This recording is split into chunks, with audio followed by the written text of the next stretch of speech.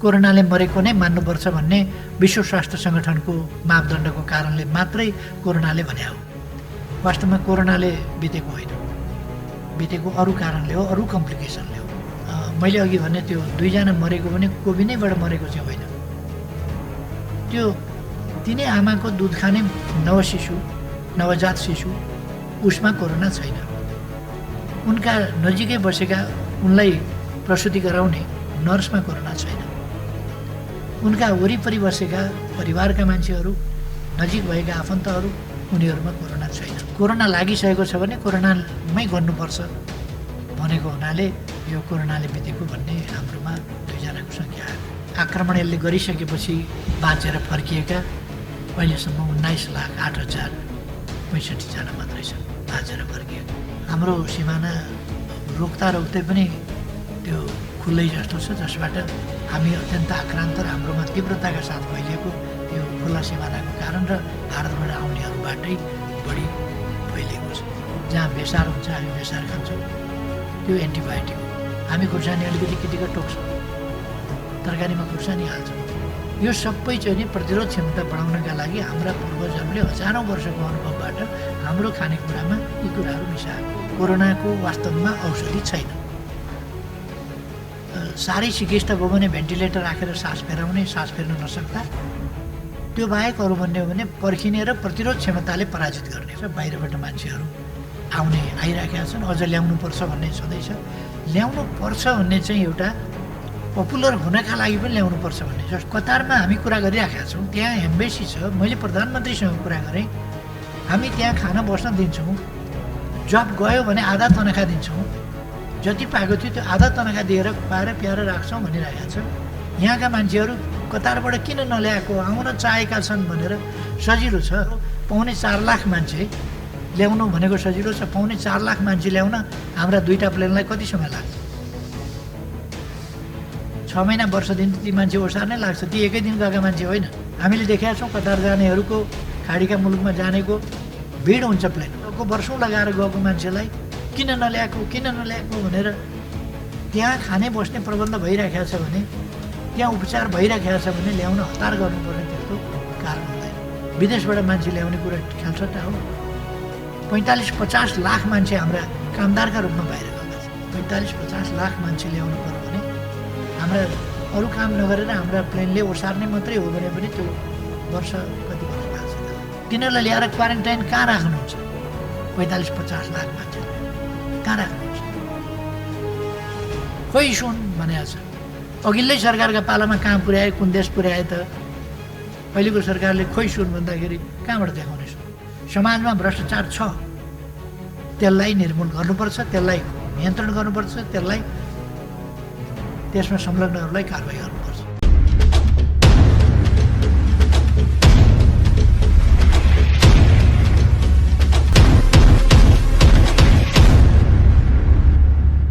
अब यति बेला हामीलाई एउटा ठुलो चुनौती, हाम्रा जुन प्रयासहरू थिए, हामी जुन रफ्तारमा अगाडि बढ्दै थियौँ र संविधान जारी भएपछि यताका दिनहरूमा हामीले जुन एउटा बाटो लिन खोजेका हौँ, यद्यपि एकपल्ट संविधान जारी भएपछि जुन सरकार बनेको थियो त्यसले नाकाबन्दी लगायतका कुराहरूसँग सामना गरेर अगाडि बढेको थियो, त्यसलाई त्यसै गरी अगाडि जान दिइएन र त्यसलाई ढाल्ने काम हो, जुन उचित कुरा थिएन।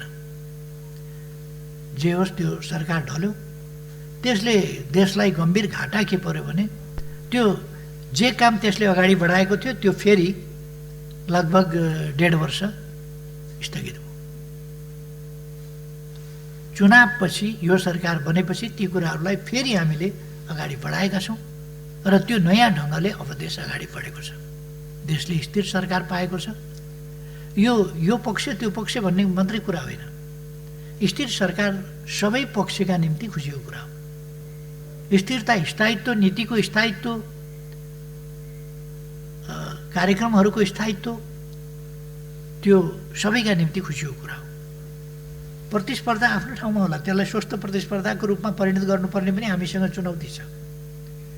त्यो पनि हामीले एउटा सङ्क्रमणकालीन ढङ्गले नै व्यवस्थित गर्दै लानुपर्नेछ। तर हामीसँग अब त्यो मौका आएको छ स्थिरता स्थायित्वको। त्यसलाई त्यसै ढङ्गले लानुपर्दछ र त्यो अगाडि जान्छ। नीति कार्यक्रम त्यसै आधारमा हामीले ल्याउन चाहेका हौँ। 2 वर्षसम्म जे काम हामीले गऱ्यौँ साथीहरूलाई थाहा छ। मैले अघि त्यहाँ पनि भने हामीले लोकतन्त्रलाई नयाँ ढङ्गले परिभाषित गरेका छौँ। उचाइको लोकतन्त्र, फराकिलो लोकतन्त्र, व्यापक लोकतन्त्र र संक्षिप्तमा भन्ने हो भने हामीले जनताको लोकतन्त्र भन्छौँ। पिपुल्स डेमोक्रेसी, जनताको जनवाद एउटै कुरा हो। त्यो कस्तो हुन्छ भन्दा त्यसको विथ डेफिनेसन, त्यसको गन्तव्य कता हो? समाजवाद उन्मुख हो। त्यसै अनुसार हामीले नीति कार्यक्रम ल्याएका छौँ। सामाजिक न्याय र समानताको प्रबन्ध सहितको लोकतन्त्र, राजनीतिक स्वतन्त्रताका हकहरू मात्रै होइन, सम्पूर्ण हकहरू, सम्पूर्ण उसको जीवनका आवश्यक तत्त्वहरू, समाजका आवश्यक तत्त्वहरू, अर्थतन्त्र, समाजतन्त्र, संस्कृति, इन्फ्रास्ट्रक्चर, अरू सबै पक्षहरू सँगै मानव जीवनलाई खुसी बनाउनका लागि चाहिने प्यारामिटर्स, त्यसका मापदण्ड, त्यसका आवश्यकता, ती कुराहरू समेत लोकतन्त्रलाई हामीले परिभाषित गरेका छौँ नयाँ ढङ्गले, उचाइमा, फराकिलो ढङ्गले। र मानव जातिले व्यवस्थाहरूको कार्यान्वयन, स्थापना, कार्यान्वयन, प्रयोग विभिन्न ढङ्गले विभिन्न प्रकारका व्यवस्थाहरूको गरे र त्यो व्यवस्थाहरूको कार्यान्वयन गर्दा सर्वोत्तम अनुभवहरू, विभिन्न प्रयोगका सर्वोत्तम अनुभवहरू, नकारात्मक कुराहरू लिनुपर्ने छैन। ती प्रजातन्त्रका नामका हुन्, समाजवादका नामका हुन्, अरू नामका हुन्, नराम्रा कुराहरू हामीले लिनुपर्ने छैन, राम्रा पक्षहरू हामीले लिने। लोक कल्याणकारी राज्य, जनताको राज्य, सबै जनताका लागि, कोही पछि नपरोस् भन्ने भावनाका साथ तलैदेखि समाजलाई चुर्क उठाउने खालको, जहाँ खान पाइन लाउन पाइन भन्ने खालका मानवीय आजको सभ्य समाजका लागि अशोभनीय कुराहरू हुन नसकुन्। कोही असहाय भयो, कसैको रेखदेख गर्ने मान्छे भएन, कोही अनाथ भयो, बाबुआमा नहुने बित्तिकै मानव समाजमा एउटा बालबालिका सडक बालबालिकामा परिणत हुनुपर्ने के मानव समाज यति निर्दयी हुन सक्छ? मेरो छोराछोरी होइन, त्यसकारण कुकुरसँग खोसाखोस गरेर सडकमा उसले चाहिँ फोहोर फ्याँकेका ठाउँमा खानका लागि, बाँच्नका लागि लडाइँ गर्नु परोस्, किनभने मेरो छोराछोरी होइन त्यो भन्नेसम्मको निर्मम हुन सक्ने मानव समाज?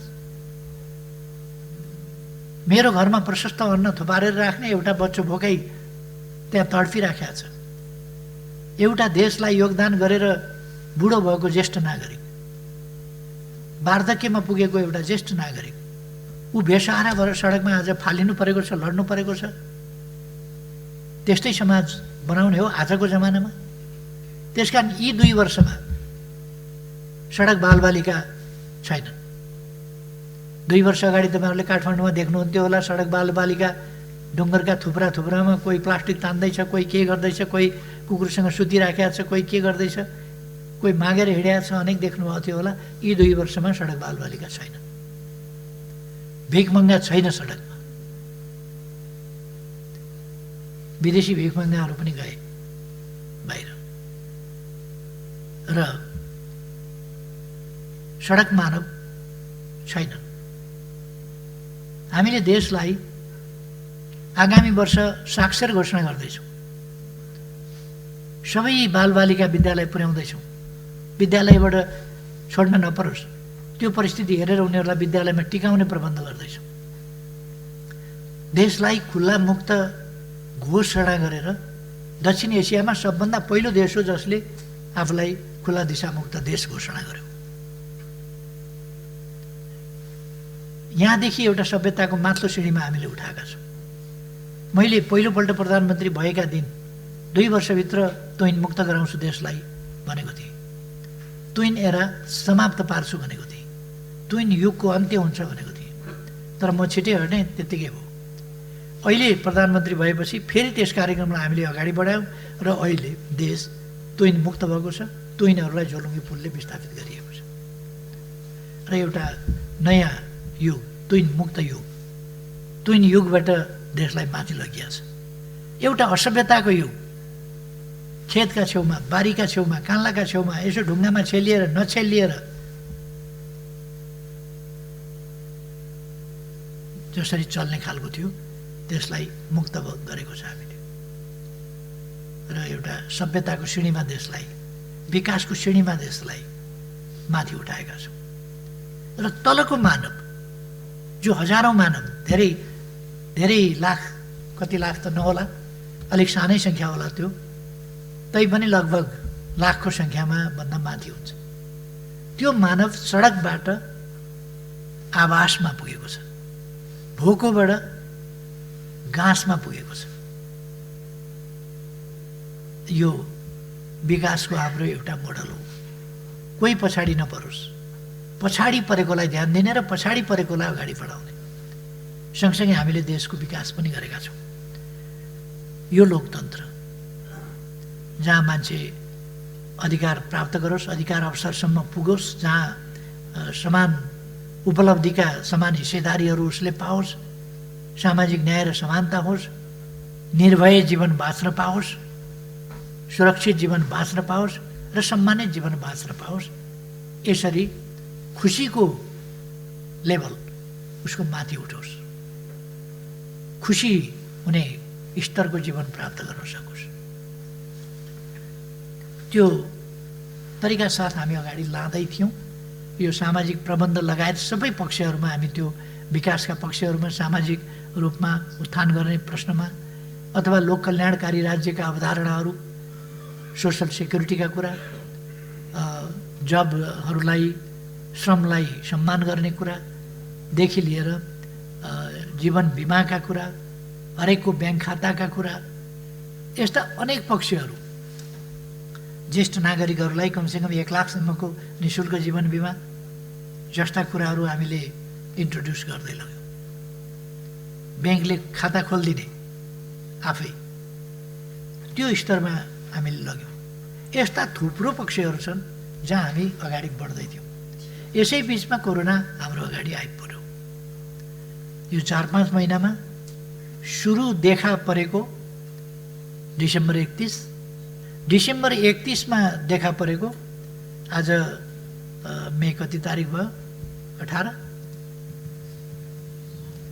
19 डिसेम्बर अस्ति गरेको, यो 5 महिना पुरा भएको छैन।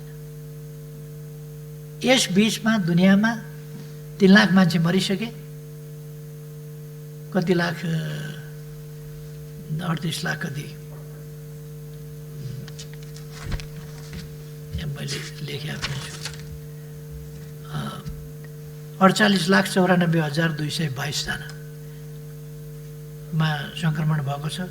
3,20,181 को निधन भइसकेको छ। यो 5 महिना पुगेकै छैन। 5 महिना पुग्न 10 दिन बाँकी छ, 11 दिन, 12 दिन। 5 महिना पुग्न 12 दिन अगावै यसले विनाश लीला यस्तो जन्मायो, 48,94,222 लाई बिरामी बनाइसक्यो, 3,20,181 लाई मारि नै सक्यो। र यसबाट आक्रमण यसले गरिसकेपछि बाँचेर फर्किएका अहिलेसम्म 19,08,065 जना मात्रै छन् बाँचेर फर्किएका, जसमध्ये 36 जना बाँचेर फर्किएका नेपालमा छन्। यसले ठुल्ठुला देशहरूमा ध्वंस मचाएको छ। अमेरिकामा 15,50,000मा सरेको छ, 91,981। यति बेला यो मैले पढ्दासम्म 92,000 नागिसक्यो मृत्यु हुनेको, र 3,56,383 निको भएका छन्। यस्तै गरी थुप्रै देशहरूमा अलिकति राम्रो नतिजा सुरु भए पनि अहिलेसम्म जम्मा 82,960 जना चीनमा सङ्क्रमित भएका मध्ये 78,241 जना निको भइसकेका छन्। र सुरुमै उनीहरूका 4,634 जना सुरुमै भन्न त्यहाँदेखि त्यहाँ सुरुमा अलिक बढी मरे, त्यसपछि बिस्तारै कम हुँदै गएको छ। अहिले 95 जना बिरामी छन् चीनमा जो निको हुँदैछन्। 10 जना मात्रै अलिकति गम्भीर अवस्थामा हो, अरू 85 जना निको हुँदैछन्। अरू ठाउँमा बढ्दो छ। इन्डियामा पनि 1,01,261 मा सङ्क्रमण भइसकेका छ। 3,164 जना मरिसकेका छन्। 39,233 जना निको भएका छन् भने हाम्रो सिमाना रोक्दा रोक्दै पनि त्यो खुल्लै जस्तो छ, जसबाट हामी अत्यन्त आक्रान्त र हाम्रोमा तीव्रताका साथ फैलिएको यो खुल्ला सिमानाको कारण र भारतबाट आउनेहरूबाटै बढी फैलिएको छ। यसको उपाय सर्न नदिनु, बिरामी नहुनु मात्रै हो। त्यसकारण मास्क लगाउने कुरामा लापरवाही नगर्नुहोला। सोसल डिस्टेन्स मेन्टेन गर्ने कुरामा साथीहरूले लापरवाही नगर्नुहोला। साबुन पानीले हात धुने कुरामा लापरवाही नगर्नुहोला, धोइराख्नुपर्छ। तातो पानी खाने, तातो पानीको बाफ लिने कुरा बहुत राम्रो हुन्छ, त्यसले फाइदा गर्छ। मैले प्राय भन्ने गरेको छु, यो चाहिँ बाहिरी सतहमा बोसीय तत्त्व, त्यसको चिल्लो तत्त्व, तेलीय तत्त्व बाहिरी सतहमा हुन्छ जो खतरनाक हो। त्यसकारण साबुन पानीले हात धुने, तातो पानीले हात धुने, तातो पानी खाने, बाफ लिने कुराले त्यसलाई कन्ट्रोल गर्छ। र हाम्रो भान्सा अत्यन्तै वैज्ञानिक छ। हाम्रो भान्सा वैज्ञानिक भएको हुनाले प्रतिरोधी क्षमता छ। हाम्रो देशमा जतिसुकै लाग्यो भने यो अहिले 2 जना मर्यो भनेको कोरोनाले छोएपछि मरेकोलाई कोरोनाले मरेको नै मान्नुपर्छ भन्ने विश्व स्वास्थ्य सङ्गठनको मापदण्डको कारणले मात्रै कोरोनाले भने हो। वास्तवमा कोरोनाले बितेको होइन, बितेको अरू कारणले हो, अरू कम्प्लिकेसनले हो। कोरोना बिमारीले त्यस्तो होइन भएको। तर कोरोना लागिसकेको छ भने कोरोनामै गर्नुपर्छ भनेको हुनाले यो कोरोनाले बितेको भन्ने हाम्रोमा 2 जनाको सङ्ख्या आएको। तर नेपालीहरूमा असाधारण प्रतिरोधी क्षमता छ। त्यसो गरेर लापरवाही गर्नु हुँदैन। प्रतिरोधी क्षमता बढाउनुपर्छ र अरू नियमहरूको पालना गर्नुपर्छ, सर्न दिनु हुँदैन। अहिले नीति कार्यक्रमले स्वास्थ्य सम्बन्धी मूल नारा दिएको छ। स्वास्थ्य सम्बन्धी मूल नारा निरोगी नेपाल। निरोगी हुन चाहिँ हाम्रो भान्सा, जहाँ बेसार हुन्छ हामी बेसार खान्छौँ, त्यो एन्टिबायोटिक हो। त्यसले प्रतिरोधी क्षमता बढाउँछ। हाम्रोमा लसुन हुन्छ, हाम्रोमा प्याज हुन्छ, हाम्रोमा जिरा हुन्छ, हाम्रोमा मरिच हुन्छ, हाम्रोमा टिमुर हुन्छ, हाम्रोमा अदुवा हुन्छ। यी सबै कुराहरू, हाम्रोमा अमला हुन्छ, हाम्रोमा कागती हुन्छ। यी सबै औषधीय गुण भएका चिजहरू हुन्।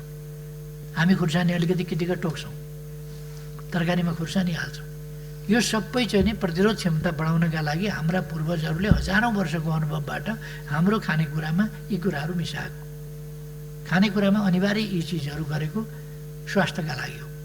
त्यस कारण यी राम्रा परम्पराहरू हामीले कायमै राख्नुपर्छ।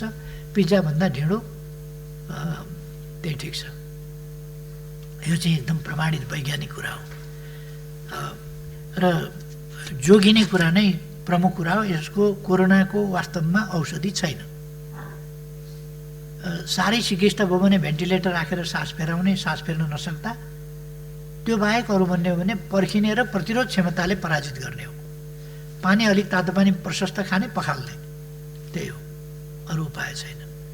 त्यसको तैलीय तत्त्वलाई चाहिँ नै कमजोर पारिदिने र त्यसलाई निष्क्रिय निष्प्रभावी बनाउने, त्यही हो। तर सबभन्दा राम्रो सर्न नदिने। सर्यो भने हाम्रो प्रतिरोध क्षमता राम्रो छ, त्यसमा ध्यान दिनुपर्छ। अब म साथीहरूलाई आग्रह गर्न चाहन्छु, यो कोरोनाले हामीलाई धेरै बर्बाद गरेको छ, तबाह गरेको छ, अझै तबाह गर्ने सम्भावना छ। बाहिरबाट मान्छेहरू आइराखेका छन्, अझ ल्याउनुपर्छ भन्ने छँदैछ। ल्याउनुपर्छ भन्ने चाहिँ एउटा पपुलर हुनका लागि पनि ल्याउनुपर्छ भन्ने। जस्तो कतारमा हामी कुरा गरिराखेका छौँ, त्यहाँ एम्बेसी छ, मैले प्रधानमन्त्रीसँग कुरा गरेँ, हामी त्यहाँ खाना बस्न दिन्छौँ, जब गयो भने आधा तनखा दिन्छौँ, जति पाएको थियो त्यो आधा तनखा दिएर खुवाएर प्याएर राख्छौँ भनिरहेका छ। यहाँका मान्छेहरू कतारबाट किन नल्याएको, आउन चाहेका छन् भनेर सजिलो छ। कतारले आफ्ना मान्छे लग्यो भने कतिजना लग्यो? 100 मान्छे लग्यो। कतारका कति छन् मान्छे यहाँ? कतारले 100 मान्छे लानु र हाम्रो 4.25 लाख मान्छे ल्याउनु भनेको सजिलो छ, 4.25 लाख मान्छे ल्याउन हाम्रा 2टा प्लेनलाई कति समय लाग्छ? 6 महिना वर्ष दिन ती मान्छे ओसार्नै लाग्छ। ती एकै दिन गएका मान्छे होइन, 2-4 दिन 1 महिनामा गएका मान्छे होइनन्, वर्षौँ लगाएर गएका मान्छे हुन्। हामीले देखेका छौँ कतार जानेहरूको, खाडीका मुलुकमा जानेको भिड हुन्छ प्लेनमा, एकदमै खाँदा हुन्छ, टिकट पाइन सक्नुहुन्छ। त्यसरी गएको, वर्षौँ लगाएर गएको मान्छेलाई किन नल्याएको भनेर त्यहाँ खाने बस्ने प्रबन्ध भइराखेको छ भने, त्यहाँ उपचार भइराखेको छ भने ल्याउन हतार गर्नुपर्ने त्यस्तो कारण हुँदैन। अभर पऱ्यो भने सरकारले अवश्य आफ्ना नागरिकहरू हेर्नुपर्छ। त्यो हेर्ने प्रबन्ध हामी गरिरहेका छौँ परेका ठाउँमा। तर सौखका लागि चाहिँ नि, पपुलिस्ट हुनका लागि खोइ विदेशबाट मान्छे ल्याएको भन्ने, विदेशबाट मान्छे ल्याउने कुरा ख्यालसट्टा हो। 45-50 लाख मान्छे हाम्रा कामदारका रूपमा बाहिर गएका छन्। अब 45-50 लाख मान्छे ल्याउनु पर्यो भने हाम्रा अरू काम नगरेर हाम्रा प्लेनले ओसार्ने मात्रै हो भने पनि त्यो कति वर्ष लाग्छ त्यसलाई? त्यो यतिकै सजिलो छैन। तिनीहरूलाई ल्याएर क्वारेन्टाइन कहाँ राख्नुहुन्छ? 45-50 लाख मान्छेलाई कहाँ राख्नुहुन्छ? त्यस कारण खोइ ल्याएको, नेपाल आउन नपाउने भनेर, आउन पाउनु पर्यो भनेर सबै भनेकै छैनन् त। यहाँ कराउनेहरूको चाहिँ त्यो सरकारलाई असफल देखाउनका लागि भन्ने कुराहरू त्यस्तो भइरहेको छ। सुशासन, भ्रष्टाचार नियन्त्रण आदिको कुरोको हकमा यो सरकार भ्रष्टाचार बिल्कुल सहँदैन। त्यसकारण हामीले पुराना पनि नयाँ पनि भ्रष्टाचार सम्बन्धी खोजी नीति गरेका छौँ, कारबाही चलाएका छौँ, छानबिन गरेका छौँ, विभिन्न काण्डहरू। अनि अहिले हल्ला चलेको छ। म माननीयजीहरूलाई स्पष्ट रहन आग्रह गर्न चाहन्छु, सुन तस्कर यो सरकार आएपछि सुनकाण्ड भएको होइन। पहिले भएको सुनकाण्डको छानबिन यो सरकार आएपछि गरेको र मान्छेहरूलाई मुद्दा चलाएको छ, जेलमा राखेको छ, छानबिन गरेको छ। अनि खोइ सुन भनेको छ। अघिल्लै सरकारका पालामा कहाँ पुर्याए, कुन देश पुर्याए त? अहिलेको सरकारले खोइ सुन भन्दाखेरि कहाँबाट देखाउने सुन? सुन पहिले नै तस्करी भएको, पहिले नै तस्करी भएको सुनको पछि यहाँ मान्छे मारिएपछि त्यो मान्छे कसरी मारियो भन्ने कुराको खोजी नीति गरेर हामीले कारबाही सुरु गरेका हौँ। त्यसो गरेपछि हामीले विभिन्न गौँडाहरू थाहा पाउन थाल्यौँ र कोही मजेरीमा गाडेका, कोही ओडारमा फ्याँकेका सुनहरू पनि निकाल्न थाल्यो। त्यसकारण अहिले पछि निकालेका हो भने राष्ट्र ब्याङ्कमा छ। पहिले विदेश पुर्याइसकेका भन्ने हो भने कहाँ पुर्याए, अब सीमा कटेपछि पछि खोज्न जाने कुरा भएन। ती मान्छेहरूलाई कारबाही भइरहेको छ। अब जब कारबाही सुरु भयो त्यसपछि साना माछा, ठुला माछा, भुरा माछा अनेक कुराहरू निस्किए। कारबाही हुन थालेपछि, कारबाही भएपछि न त्यो देखिँदो रहेछ। अनि वाइड बडी, न्यारो बडी आदिका कुराहरू यो सरकारको समयमा गरिएका कुराहरू होइनन्। त्यो छानबिन हुँदैछ, त्यो अख्तियारले छानबिन गर्ने कुरा हो। त्यसकारण भ्रष्टाचारको सम्बन्धमा अहिले कारबाही भइरहेको छ। यति धेरै गिरफ्तार, यति धेरै मुद्दा चलाएको छ अहिलेको सरकारले। त्यसकारण देखिएको छ कि कारबाही हुन थालेपछि अब यदि केही नगर्ने हो भने देखिँदैन भने चुपचाप बस्यो भने भ्रष्टाचार भएको रहन्छ जस्तो सुनसान हुन्छ। भ्रष्टाचार भएकोलाई कारबाही गरेर समाजको मुद्दा चलायो भने भ्रष्टाचार भइराखेको रहेछ भन्ने, समाजमा भ्रष्टाचार छ त्यसलाई निर्मूल गर्नुपर्छ, त्यसलाई नियन्त्रण गर्नुपर्छ, त्यसमा संलग्नहरूलाई कारबाही गर्नुपर्छ। अहिले पनि कहीँ कतै कसैले भ्रष्टाचार गरेको पाइन्छ भने कारबाही हुन्छ। तसर्थ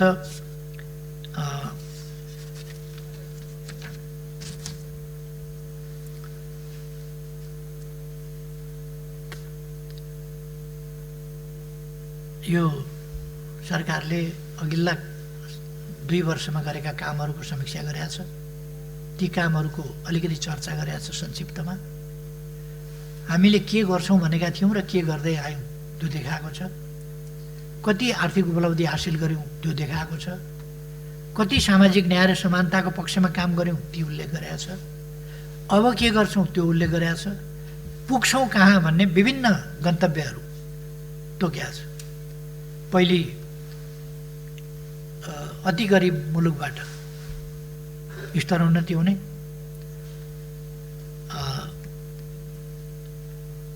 एसडिजी गोलहरू, एसडिजीका लक्ष्यहरू ती प्राप्त गर्ने, त्यसपछि नेपाललाई एउटा उन्नत स्थितिको देशमा लाने, त्यसका निम्ति योजनाबद्ध ढङ्गले काम भएको छ। यति बेर अहिले यो कोरोनाले गर्दाखेरि यस काममा गम्भीर व्यवधान पैदा भएको छ। तर यी व्यवधानहरू अस्थायी हुन्। हामी कोरोनालाई सकेसम्म छिटो नियन्त्रण गर्छौँ र अगाडि बढ्छौँ। त्यसकारण म साथीहरूलाई आग्रह गर्न चाहन्छु, कुनै कन्फ्युजनमा नपर्नुहोस्। यो स्थायित्व लिएको सरकारले स्थायित्व लिएर काम गर्छ। आगामी 3 वर्षका योजनाहरूका साथ, त्यसभन्दा पछिका योजनाका साथ यो 3 वर्षको कार्यकालभित्र अति गरिब अल्प विकसित राष्ट्रको स्तरबाट विकासशील राष्ट्रको स्तरमा स्तरोन्नति हुने, त्यो लक्ष्य अहिले प्राप्त गर्ने र त्यसपछि दिगो विकास लक्ष्यहरू प्राप्त गर्ने, त्यसपछि एउटा विकसित राष्ट्रको हैसियत प्राप्त गर्ने, यी कुराहरूमा हामी स्पष्ट छौँ र नीति कार्यक्रम त्यसै हिसाबले आएको छ। मान्यज्यूहरूका छलफलहरूमा यिनै कुरा प्रतिबिम्बित भएका छन् र त्यसमा म एस्योर गर्न चाहन्छु, राष्ट्रियताको मामलामा अथवा लोकतन्त्रको मामलामा अथवा सामाजिक न्याय र समानताको मामलामा अथवा अरू विकासका विविध पक्षहरूको मामलामा मान्यज्यूहरू निश्चिन्त रहनुभए हुन्छ। यति बेला हामी सबै मिलेर एकजुट भएर अगाडि बढ्नुपर्ने समय हो र हामीलाई सिमाना, मिचिएको सिमाना प्राप्त गर्नु छ। एकजुट भएर गर्न सकिन्छ त्यो काम। कोरोनाका विरुद्ध लड्नु छ र कोरोनालाई पराजित गर्नु छ सकेसम्म छिटै, किन यो जति लम्बिन्छ त्यति बढ्छ। जति छिटो नियन्त्रण हुन सक्दैन त्यति बढ्छ। यो जति यो लम्बिन्छ त्यति यसले अर्थतन्त्र र समाजलाई छेदविच्छेद बनाउन काम गर्छ। हाम्रा विकासका प्रयासहरू, चाहनाहरू, त्यसलाई पनि यसले व्यवधान गर्छ। त्यसकारण यसलाई हामीले सकेसम्म छिटै नियन्त्रण गर्नु छ। त्यो नियन्त्रण हामी एकताबद्ध भएर गर्न सक्छौँ। यस सन्दर्भमा नेपाली जनताले जुन सुझबुझ देखाएको छ, जुन नियमहरूको पालना गरेको छ, जुन सजगता देखाएको छ, त्यो सजगताका लागि म धन्यवाद भन्न चाहन्छु आम नेपाली जनतालाई। उहाँहरूको सजगता, उहाँहरूको साथ सहयोग, उहाँहरूले सरकारलाई गर्नुभएको समर्थन, त्यसले फैलिनबाट रोकेको छ। दुनियाँमा यद्यपि हामीले 2टा कोरोनाबाट दिवंगत भयो भनेपछि, तर त्यो दिवंगत भएको पनि यो सङ्ख्या पनि अत्यन्त न्यून हो दुनियाँको। तपाईँले हेर्नु भने मैले भने नि, अमेरिका जस्ता देश, रुस जस्ता देश, भारत जस्ता देश अथवा इटली जस्ता देश, स्पेन जस्ता देश, बेलायत जस्ता देश, जर्मनी जस्ता देश, यी सबै यति भयानक आक्रान्त छन्। ब्राजिल इपिसेन्टरको रूपमा डेभलप गरिरहेको छ, भयावह स्थिति छ भने हाम्रो गरिब देश त त्यस स्थितिमा पुगेकै छैन। 377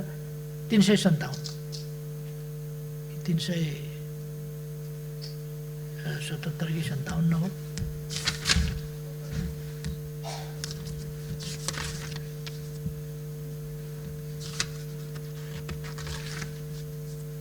हाँ, 377 जनामा कन्फर्म भएको छ, देखिएको छ। अहिलेसम्म देखिएको 377, त्यसमध्ये 36 जना त निको भएर फर्किसकेका छ, अरू निको हुने क्रममा छ। त्यसकारण धेरै भयावह स्थिति छैन। अहिले पनि हामी कहाँबाट आएर त्यो बिरामी कहाँबाट आयो र उसले कसलाई सारेन त्यो पनि ट्रेसिङ गरेको छ। मैले अघि भने त्यो 2 जना मरेको पनि कोभिडैबाट मरेको चाहिँ होइन। त्यो तिनै आमाको दुध खाने नवजात शिशु, उसमा कोरोना छैन। उनका नजिकै बसेका, उनलाई प्रसुति गराउने नर्समा कोरोना छैन। उनका वरिपरि बसेका परिवारका मान्छेहरू, नजिक भएका आफन्तहरू, उनीहरूमा कोरोना छैन। अथवा उनमा कोरोना त्यस्तो निधनै हुनुपर्ने गरी होइन, कहीँबाट उनमा चाहिँ नै कोरोना सरेको छ। त्यसको अध्ययन अनुसन्धान हुँदैछ। तर त्यो कोरोनाकै कारणले उनी मर्दा त अरू धेरैमा सङ्क्रमित भइसकेका हुनुपर्थ्यो। त्यो छैन, त्यो खालि कोरोना छोएको हुनाले त्यस्तो भन्ने कुरा हो। मान्यजीहरूले राख्नुभएका जिज्ञासाहरू मूल ढाँचामा, मूल विषयहरू यिनै विषयहरूमा राख्नुभएको छ। मैले एउटा एउटा विषयमा प्रवेश नगरेको, यिनै विषयहरूमा मान्यजीहरूले क्वेसनहरू रेज गर्नुभएको छ। मलाई लाग्छ स्पष्ट हुनुभयो होला साथीहरू। र म आग्रह गर्न चाहन्छु, यो कोरोना नियन्त्रणका लागि क्वारेन्टाइन विस्तार गर्ने कुराहरूदेखि लिएर सबै योजनाहरू हामीले गरिराखेका छौँ। किट्सहरू आदि चिजहरू ल्याउने त्यसका लागि काम गरिरहेका छौँ। त्यस कारण यो नियन्त्रण गर्न सकिन्छ। साथीहरू एकदम आश्वस्त हुन र यो नीति कार्यक्रम सबैले समर्थन गर्न र यसलाई सर्वसम्मतिले पारित गर्न म सबै साथीहरूसँग हार्दिक अनुरोध गर्न चाहन्छु र आफ्नो भनाइ टुङ्ग्याउँछु। मान्य अध्यक्षज्यूलाई, सम्मान्य अध्यक्षज्यूलाई धन्यवाद भन्न चाहन्छु मलाई समय दिनुभयो।